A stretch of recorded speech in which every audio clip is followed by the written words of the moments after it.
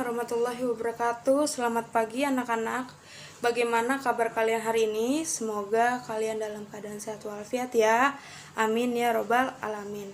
Hari ini adalah pertemuan kita ketiga. Ibu akan ngebahas tentang apa sih itu OJK dan apa sih itu pengertian bank. Sebelum Ibu minta kalian baca doa dulu sesuai kepercayaan masing-masing.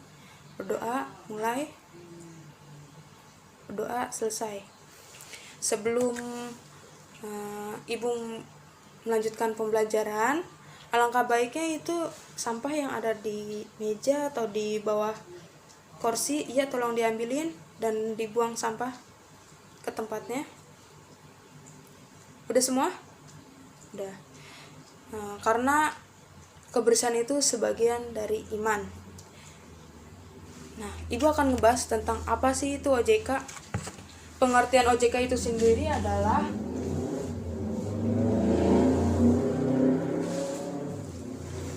OJK adalah Otoritas Jasa Keuangan yang mengatur lembaga negara yang dibentuk berdasarkan Undang-Undang Nomor 21 Tahun 2011 yang independen dan bebas dari campuran tangan pihak lain, yang mempunyai tugas dan wewenang pengaturan, pengawasan, pemeriksaan, dan penyelidikan terhadap keseluruhan kegiatan di sektor jasa keuangan itu. Pemimpin pelaksanaan pengawasan kegiatan jasa keuangan dan melaporkan pelaksanaan tugasnya kepada Dewan Komisioner adalah Kepala Eksekutif. Tujuan OJK itu sendiri adalah ada beberapa tujuan dibentuk oleh Otoritas Jasa Keuangan. Tujuan tersebut adalah sebagai berikut. Agar keseluruhan kegiatan di sektor jasa keuangan terselenggarakan secara teratur, adil, transparan, dan akuntabel. Yang kedua adalah keseluruhan kegiatan di sektor jasa keuangan maupun mewujudkan sistem keuangan yang tumbuh secara berkelanjut dan stabil. Yang ketiga, keseluruhan kegiatan di sektor jasa keuangan mampu melindungi kepentingan konsumen dan masyarakat. Apa sih itu fungsi? Ibu akan menjelaskan tentang fungsi, tugas, dan wewenang di OJK. Yang pertama, Ibu akan ngebahas tentang fungsi dulu ya. Fungsinya adalah Otoritas Jasa Keuangan berfungsi menyelenggarakan sistem pengaturan dan pengawasan yang terintegrasi terhadap keseluruhan kegiatan di sektor jasa keuangan. Yang kedua, tugas. Tugas Otoritas Jasa Keuangan adalah mempunyai tugas sebagai berikut. 1. Mengatur dan mengawasi kegiatan jasa keuangan di sektor perbankan. Yang kedua adalah mengatur dan mengawasi kegiatan jasa keuangan di sektor pasar modal.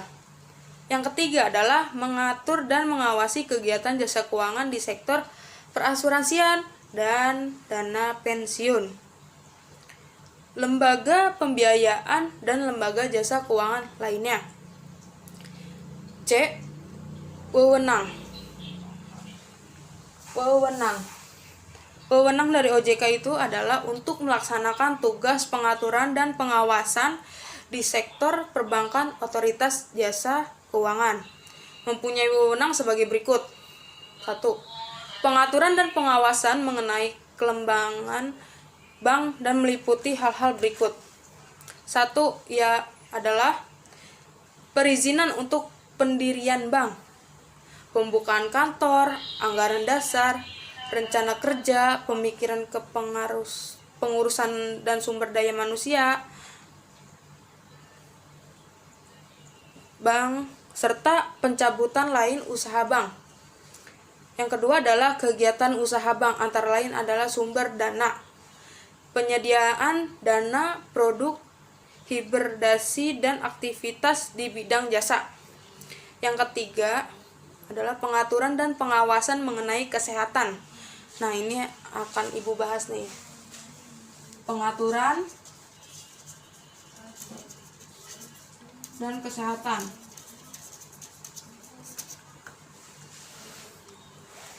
Nah, yang pertama adalah likuiditas. Yang kedua rentabilitas, solvabilitas, kualitas aset, resto, kecukupan modal. Minimum batas maksimum pemberian kredit, rasio pinjaman terhadap simpanan dana pencadangan bank. Yang kedua adalah laporan bank terkait dengan kesehatan kinerja bank. Yang satu adalah sistem informasi debitur. Dua, pengajuan kredit. Ketiga, standar akuntansi bank. Pengaturan dan pengawasan mengenai aspek kehati-hatian bank meliputi hal-hal berikut. Yang satu, manajemen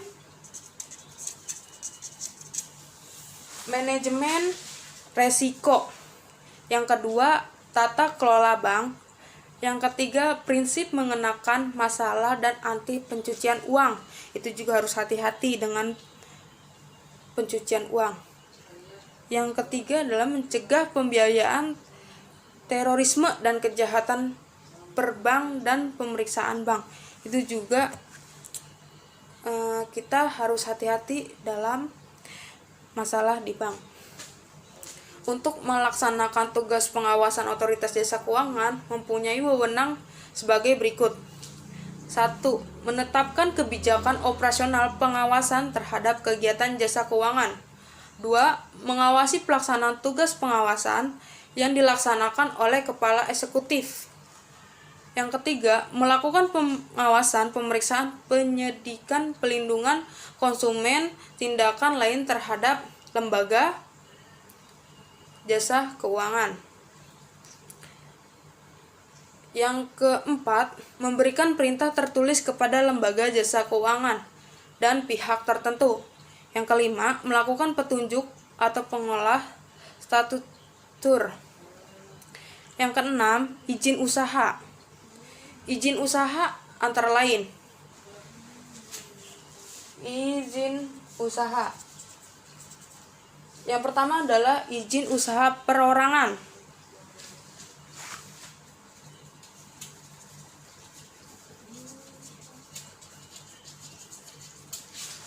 Yang kedua adalah efektivitas yang ternyata pendaftar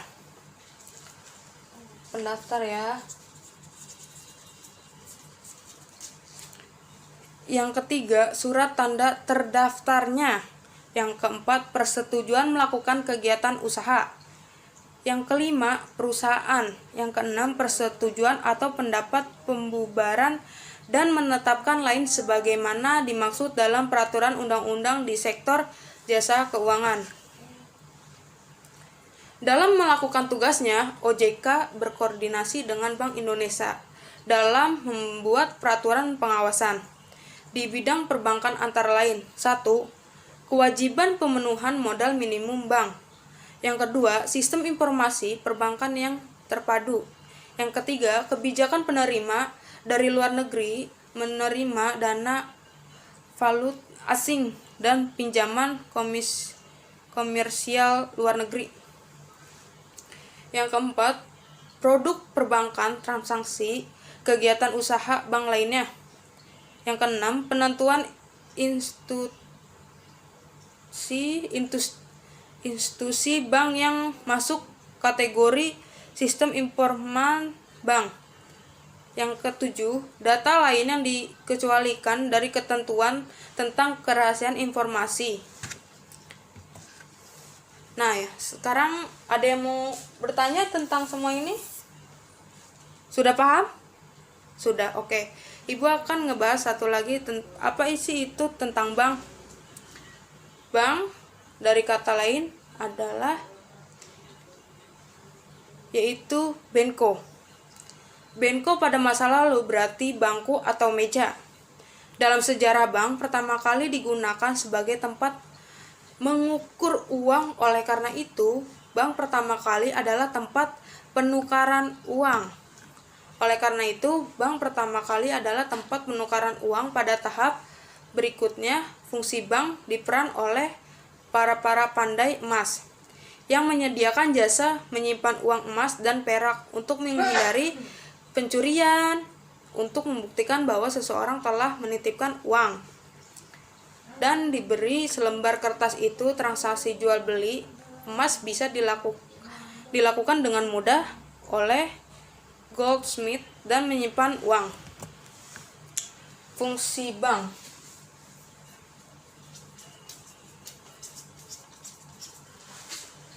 Fungsi bank. Ibu akan ngebahas tentang fungsi bank. Berdasarkan pasal 3 Undang-Undang Dasar Nomor 7 Tahun 1992 atau UU Nomor 10 Tahun 1998 tentang perbankan, fungsi utama perbankan Indonesia adalah sebagai penghimpun dana, penyalur dana masyarakat. Selain itu, bank juga berfungsi sebagai pelayanan, penghimpunan dana dari masyarakat. Kedua, penyaluran dana ke masyarakat. Ketiga, pelayanan masyarakat. Dan ibu akan ngebahas tentang jenis bank. Di sini ibu akan ngebahas tentang apa sih itu jenis-jenis bank. Banknya apa aja? Banknya itu ada 4, yaitu bank sentral,